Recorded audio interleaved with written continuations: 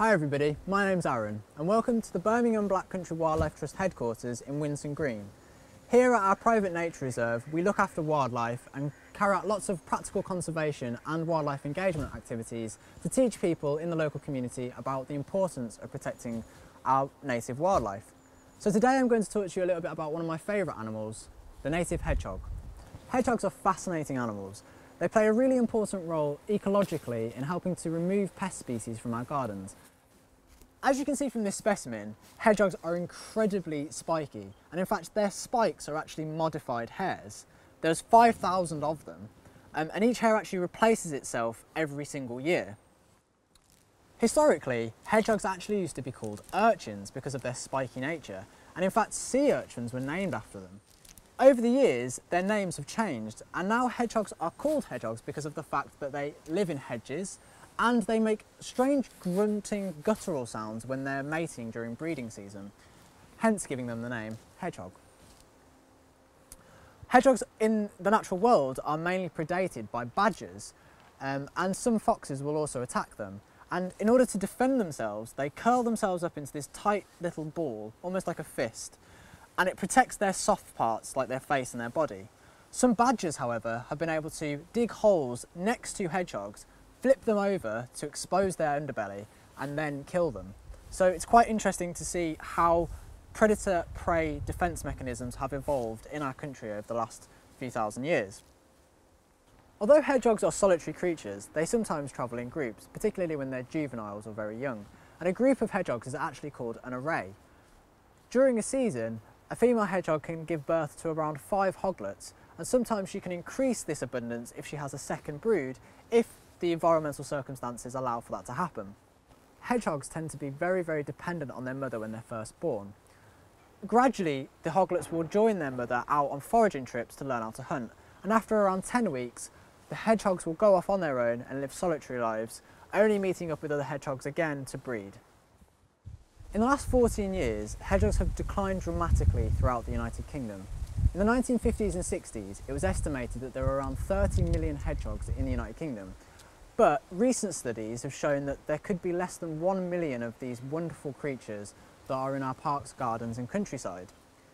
This rate of decline is actually comparable to the rate of decline of tigers worldwide, which really emphasises the conservation concern that we have at the moment for these lovable mammals. Some of the issues that are facing hedgehogs at the moment include habitat fragmentation, loss of connectivity between sites, roads and cars, pesticides, slug pellets, and just a general loss of soil invertebrates which tend to feed these really important animals. If you want to help hedgehogs during autumn, then you can actually feed them in your garden. You can feed them things such as wet, meaty cat or dog food. You can also feed them unsalted peanuts, and you can actually buy hedgehog food from some certain suppliers. Don't feed them fish-flavoured cat food, mealworms, and certainly don't give them milk as they are lactose intolerant. One cause for concern for hedgehogs is our garden ponds. Although hedgehogs are actually quite good swimmers, they tend to get stuck into ponds, and because they can't get a grip on the ledge, they can't pull themselves out, and unfortunately they drown. That's why it's so important to have gentle slopes that actually run into and out of your pond, or ramps or ledges which will allow hedgehogs to lift themselves out.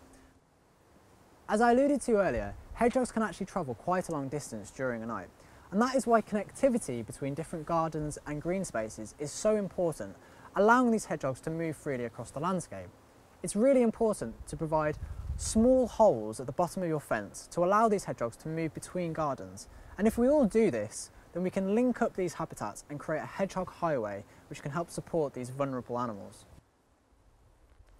If you're lucky enough to have hedgehogs in your garden, then you could think about creating a little hedgehog home or habitat box. These boxes tend to have a small porch at the front of the box, which just stops things like badgers and other animals from being able to reach hedgehogs on the inside. If you use straw and leaves and bits of newspaper, you can actually create quite a nice little warm, cosy nest inside this box for the hedgehog. And then once you've put up your box, you want to cover the whole area with leaves and logs to keep it warm and insulated throughout the winter months. One of the most important and ecologically valuable things that you can do in your garden to attract hedgehogs and support small mammals is increase the diversity and abundance of wildflowers.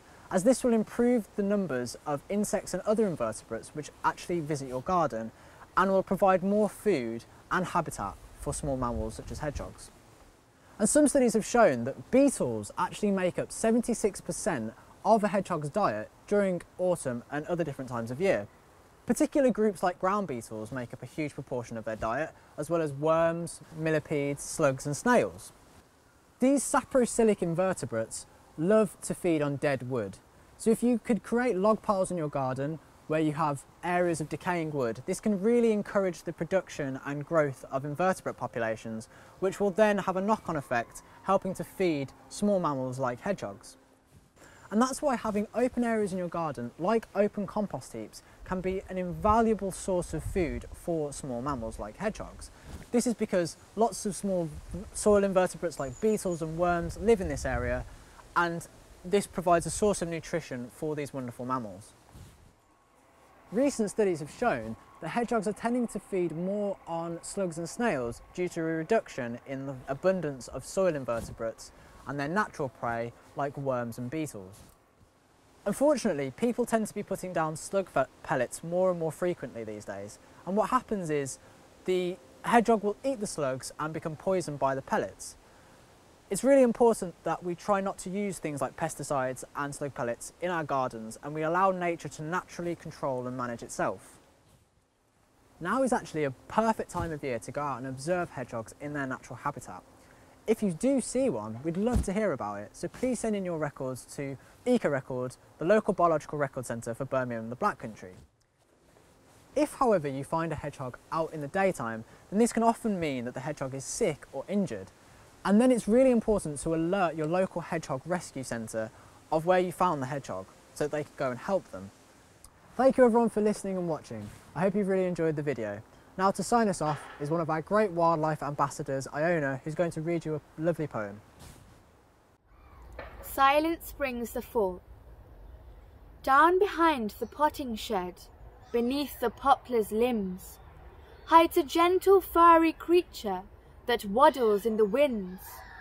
It moves amongst the fallen leaves, grunting all the way, making plans for winter's sleep, nestling in the hay.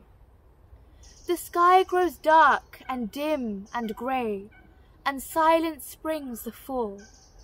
When nature rests her weary eyes, the hogs begin to call. Our quiet garden guardians bless this pleasant land. They suffer in this concrete world. Our roads are just too grand. But you can make a difference. We can take a stand. Cherish all the little things. Give a helping hand. And maybe when the last leaf has bloomed its sunset red, the hogs can rest their sleepy snouts upon their leaf-strewn bed.